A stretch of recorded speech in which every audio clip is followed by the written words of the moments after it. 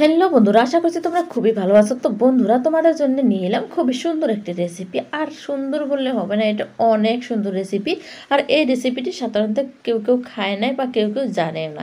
তো যাই হোক, দেখতে পাচ্ছ এখানে অনেকগুলো সজনা। এটার নাম সজনা না, এটার নাম হলো বাজনা। এটা বছরে প্রায় ভাগ থাকে, মানে বেশিরভাগ সময় বছরে থাকে এটা গাছে।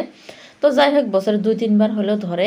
আর এটা মোটা মোটা হলে খেতে খুবই ভালো লাগে। যে আমি এখানে বড় বড় সাইজের নিয়েছি, আর এটা দিয়ে সুন্দর একটা রেসিপি বানিয়ে শেয়ার করব। তো চলো দেখে নাও আজকে রেসিপিটি। আশা করছি রেসিপিটি সম্পূর্ণ ভালো লাগবে। তো এই যে আমি এখন এই বাজনাগুলো কেটে নিচ্ছি। তো তোমরা ভাবতে পারো সজনা নিয়ে বাজনার নাম নিচ্ছে, তো বাজনা এটার নাম বলে বাজনা। তো যাই হোক, আমি যেটা শুনছি সেটাই বললাম। তো এই যে সজনাগুলো বাজনাগুলো কেটে নিচ্ছি, খুবই নরম। এই যে দেখতে পাচ্ছ তোমরা, এটা খেতে অনেক সুন্দর হয়। এখন এলাম রান্না করার জন্য। চুলে একটা কড়াইতে আমি পানি দিয়েছি, আর পানির মধ্যে দিয়ে দিলাম আমি বাজনাগুলো ধুয়ে নিয়েছিলাম আমি। সেই বাজনাগুলো চোষার সময় আমি দিয়ে দিলাম, খালি মাছ বরাবর কেটে নিয়েছি। আর এখন এই যে পানির মধ্যে দিয়ে দিলাম, এটা সিদ্ধ করে নেব আমি।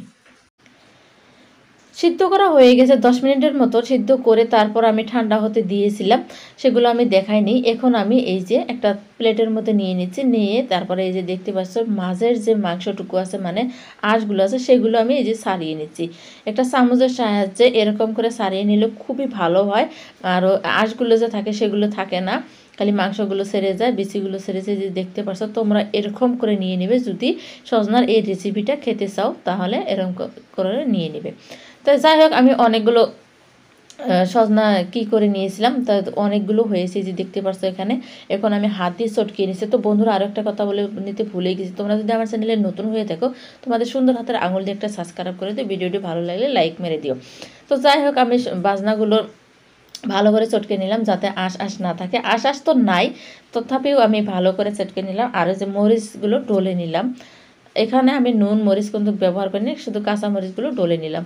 তো আরও একটা চুলায় প্যান বসিয়ে দিয়েছি, আর দিয়ে দিচ্ছি পর্যাপ্ত পরিমাণের তেল। তেলের মধ্যে দিয়ে দিলাম অনেকগুলো পেঁয়াজ কুচি। তো পেঁয়াজগুলো এখন আমি লাল লাল করে ভেজে নেব। এই রেসিপিটি গরম গরম ভাতের সাথে বানিয়ে খেলে যে মজা লাগে, খুবই ভালো লাগে। তোমরা যদি না খেয়ে থাকো তাহলে অবশ্যই খেয়ে দেখবে, খুবই মজা পাবে এটা দিয়ে ভাত খেয়ে। তারপর পেঁয়াজগুলো লাল লাল করে ভাজা হয়ে গেছে, দেখতে পারলে এখানে লাল লালই হয়েছে। তো সেই অবস্থায় আমি দিয়ে দিলাম এই যে বাজনার যে মাংসগুলো আছে সেগুলো, তারপর দিয়ে দিলাম পর্যাপ্ত পরিমাণে নুন। এখন আমি ভালো করে অনেকক্ষণ সময় যাবত নাড়াচাড়া করে নেব।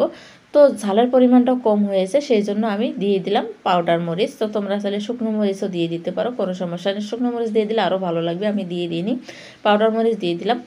এই যে অনেকক্ষণ সময় আমি নাড়াচাড়া করে নিয়েছি, যে দেখতে পাচ্ছ এরকম হয়ে গেছে, শুকনো শুকনো হয়ে গেছে। আরও একটা কথা বলতেই ভুলে গেছি, তোমরা যদি এই যে বিচিগুলো পাটায় বেটে নিতে চাও, ব্লেন্ডার করতে চাও, তাহলে করে নিতে পারো। তো আমরা গোটা গোটা খাবো, বিচিগুলো খেতে কামড় দিলে ভালো লাগে, সেই জন্য এরকম করে রেখে দিয়েছি।